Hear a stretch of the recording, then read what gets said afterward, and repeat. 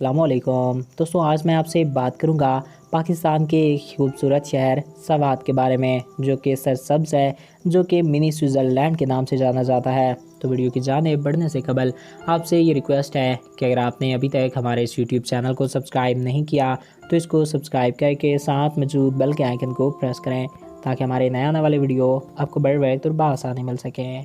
ناظرین، سوات میں سکندر اعظم کی حکومت قائم رہی۔ سوات اپنی خوبصورتی، سرسبز میدانوں، پہاڑوں، وادیوں کی وجہ سے بلا شبہ یہ ایک بے حدی پاکستان کا خوبصورت شہر مانا گیا ہے۔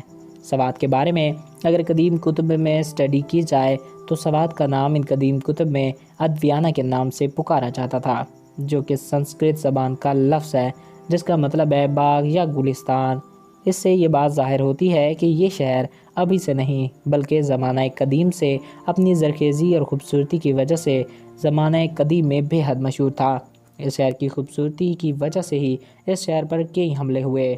سوات پر کبھی ایرانیوں نے تو کبھی یونانیوں نے حملے کیے، کبھی بدھ مت کے پیروکاروں نے تو کبھی یہ علاقہ بے حد ہی زیادہ حملے جھیلتا رہا اور مہاتما بدھ کی کئی روایات کو بھی اس سرزمین سے وابستہ کر دیا۔ سکندر اعظم کے دور میں یونانی مورخین نے اس علاقے کا ذکر اس کے دریا کی نسبت سے کیا تھا، جو کہ موجودہ دور میں دریائے سوات اور عہد قدیم میں سواسا کے نام سے مشہور تھا، جس کا مطلب سفید یا شفاف ہے۔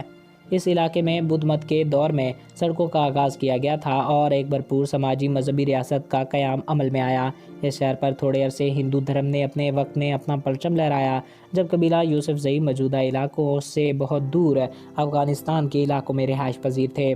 تاہم ہندوؤں اور شاہکاروں کا راج زیادہ دیر تک نہ قائم رہ سکا اور سلطان محمود غزنوی کی فوجوں کے ہاتھوں اسے ہمیشہ ہمیشہ کے لیے گلبرہ ہونا پڑا۔ مغل نے، ایرانیوں نے، سکھوں نے اس پر حملے کرنے کی کوششیں جاری رکھیں، لیکن ان میں سے کوئی بھی اس پہ حملہ کر اپنی سیاست قائم نہ رکھ سکا۔ بالآخر 1850 میں سید اکبر شاہ نے باقاعدہ طور پر ایک شرعی حکومت اور شرح حکومت قائم کی، لیکن اس کی وفات کے بعد سے سوات پھر قبائلی دور میں چلا گیا۔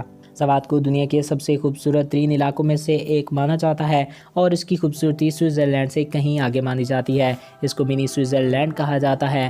یہ علاقہ اپنی خوبصورتی کی وجہ سے نہ صرف پاکستان، ہندوستان بلکہ چین اور دنیا کے تمام علاقوں میں مشہور ہے۔ تو ناظرین، یہ تھے سوات کے بارے میں کچھ دلچسپ حقائق۔ میں امید کرتا ہوں آپ کو ہمارا یہ ویڈیو پسند آیا ہوگا اور آپ کی معلومات میں اضافہ ہوا ہوگا۔ اگر آپ کو ہمارا یہ ویڈیو پسند آیا اور آپ کی معلومات میں اضافہ ہوا ہے تو ہمارے اس یوٹیوب چینل کو سبسکرائب کریں اور ساتھ موجود بیل کے آئیکن کو پریس کریں تاکہ ہمارے نئے آنے والے ویڈیوز آپ کو بر وقت اور بآسانی ملتے رہا کریں۔ اور اگر آپ کسی بھی ٹاپک پہ ویڈیو دیکھنا چاہتے ہیں تو کمنٹس باکس میں اپنی رائے سے ضرور آگاہ کر سکتے ہیں۔ ایک نئے ویڈیو میں پھر ملیں گے۔ Thanks for watching. اللہ حافظ۔